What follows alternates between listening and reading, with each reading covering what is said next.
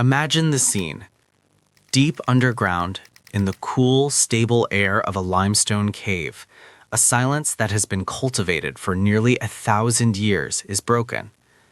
But it is not broken by the chanting of the psalms or the shuffling of pilgrims' feet. It is broken by the squeak of rubber soles and the rustle of synthetic protective gear. Men and women in white lab coats, accompanied by uniformed police officers, stand before glass coffins that hold the mortal remains of ascetics who died before the printing press was invented. These are the far caves of the Kyiv Pechersk Lavra, the monastery of the caves. The people standing there are not monks coming to pay homage. They are a state commission. Their mandate is not spiritual, but forensic. They are here to conduct an inventory. The flickering lamps that once cast long, dancing shadows on the uneven stone walls are now overpowered by the harsh, clinical beams of high-lumen flashlights. The air, usually thick with the scent of beeswax and ancient dust, now carries the antiseptic smell of modern bureaucracy.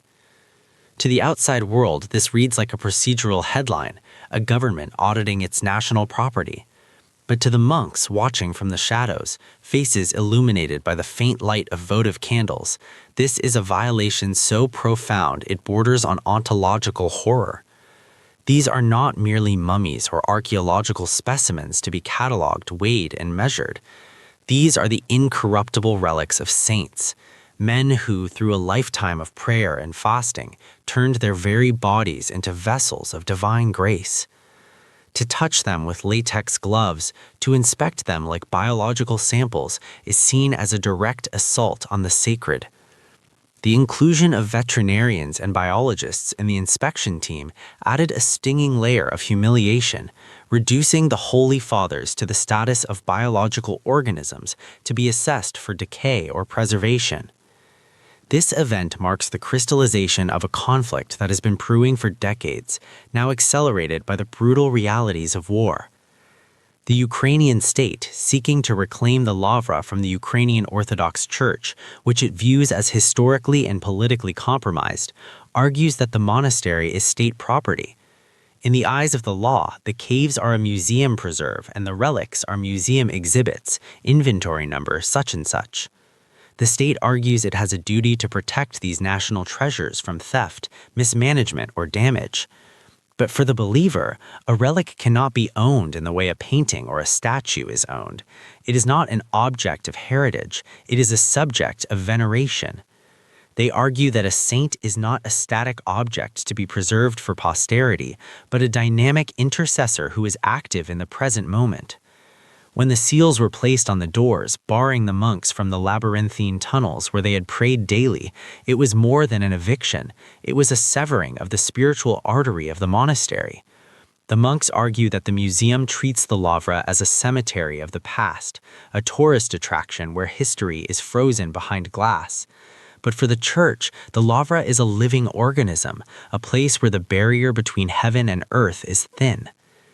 The arrival of the commission forces us to ask a difficult question. Who has the right to define the sacred? Is it the state that holds the title deed and preserves the physical structure for future generations? Or is it the community of believers whose continuous prayer breathes life into the stone and keeps the memory of the saints alive? As the flashlight beams cut through the gloom of the caves, illuminating the dusty reliquaries, we witness a collision of two irreconcilable worldviews: the materialist bureaucracy that seeks to quantify and control, and the mystical reverence that seeks only to bow down. From the heavy, incense-laden air of the caves, we move to the harsh fluorescent light of the evidence room. The spiritual crisis of the Lavra is inextricably bound to a criminal investigation, one that shifts the narrative from theology to larceny. As the State Commission moved deeper into the complex, their audit revealed more than just the condition of the relics. They began to compare the physical reality of the monastery against the dusty ledgers of previous decades, and the numbers did not add up. Reports emerged detailing a disturbing discrepancy. Numerous cultural values, the bureaucratic term for secret art, were missing. The list of missing items is not merely a catalog of wood and paint, it is a roll call of spiritual absences. Each missing icon represents a gap in the liturgical life of the community, a focal point of prayer that has vanished into the ether. The inventory conducted in late 2024 and early 2025 painted a picture of neglect, or more sinisterly, deliberate concealment. Icons that had hung on the walls for generations were gone. In their place, sometimes, were lighter patches on the plaster, ghost images of what had been lost. But the investigation yielded something even more shocking than absence. In the private quarters of high-ranking church officials and in storage rooms that had been off-limits to the public, investigators allegedly found a cache of artifacts that had no business being there. Among the discoveries were icons and historical items that raised immediate red flags. The most damning piece of evidence linked the monastery not just to negligence, but to the chaos of the war in the south. Authorities reported finding a collection of icons that had been stolen from the residence of the Lithuanian consul in Kherson during the occupation of that city. How did stolen diplomatic property, looted from a war-torn region hundreds of kilometers away, find its way into the heart of Kyiv's holiest sanctuary? This discovery transformed the optical battle. It was no longer just about the state persecuting a church for its canonical affiliations. It was about the state recovering stolen property from a group it now painted as a criminal syndicate hiding behind vestments. This accusation strikes at the very heart of the monastic vow of poverty and obedience, suggesting instead a culture of accumulation and illicit commerce. For the prosecutors, this was the smoking gun. It validated the raid not as an act of sacrilege, but as a necessary police action to secure a crime scene. They argued that the Holy of Holies had been turned into a warehouse for contraband. The narrative of the missing cultural values serves as a powerful forensic pivot. It grounds the ethereal debate about grace and holiness in the cold, hard facts of asset management. It raises a provocative question about ownership and stewardship. If a church cannot safeguard the physical treasures entrusted to it, or worse, if it becomes a haven for illicit trade, does it forfeit its moral right to the space? The monks and their defenders argue that these accusations are fabricated or exaggerated, a pretext to justify a hostile takeover.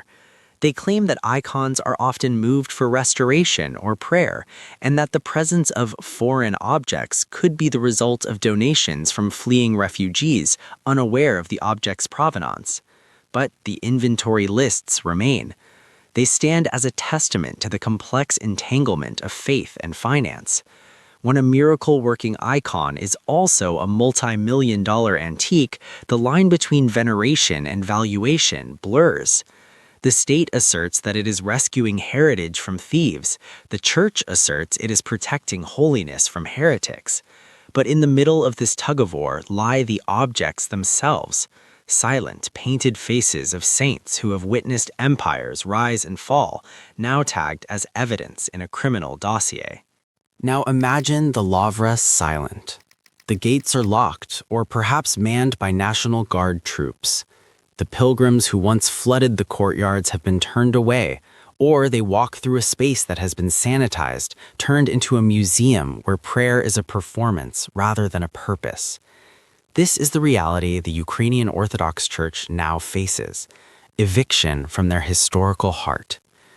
But history, particularly religious history, teaches us that displacement often leads to transformation. We must look beyond the immediate political defeat to the theological aftershock. Are we witnessing the death of a church or the birth of a new underground movement? The parallels to the 1920s are stark and unsettling. When the Bolsheviks seized church property and liquidated the monasteries, they believed they were extinguishing the opium of the people. Instead, they drove the church into the catacombs.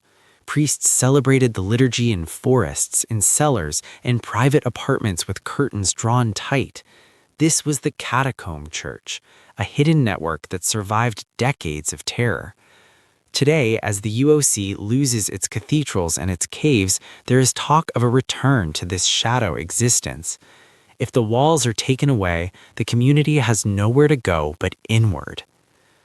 This forced retreat brings us to the theological concept of kenosis, a Greek term meaning self-emptying. In Christian theology, it refers to the act of Christ emptying himself of divine power to become human, to suffer and die. For a church that has been accustomed to gold domes, political influence, and immense real estate holdings, this eviction is a terrifying, involuntary kenosis. They are being stripped of their physical power, their wealth, and their status. It is a humiliation that mirrors the Passion, a stripping away of garments before the crucifixion. Yet within this theology, such humiliation is not a defeat, it is the prerequisite for resurrection. There is a paradoxical power in this poverty. History shows that when a religious movement loses its temporal power, it often regains its spiritual authority. A church that meets in a cramped living room, risking social ostracization or legal trouble, is often far more fervent than one that sits comfortably in a state-sponsored cathedral. The irony is palpable. In trying to break the institution, the state may be forging a movement that is leaner, harder, and more resilient than the one that occupied the gilded halls of the Lavra. We are already seeing the signs of this shift.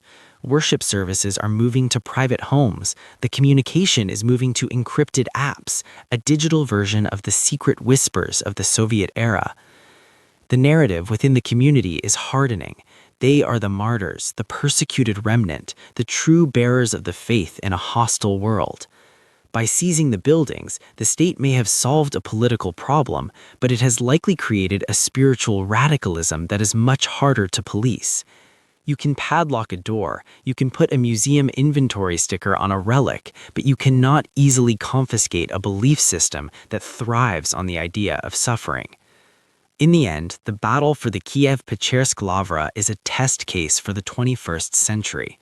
It asks whether a secular state can ever truly manage a sacred space without destroying its essence.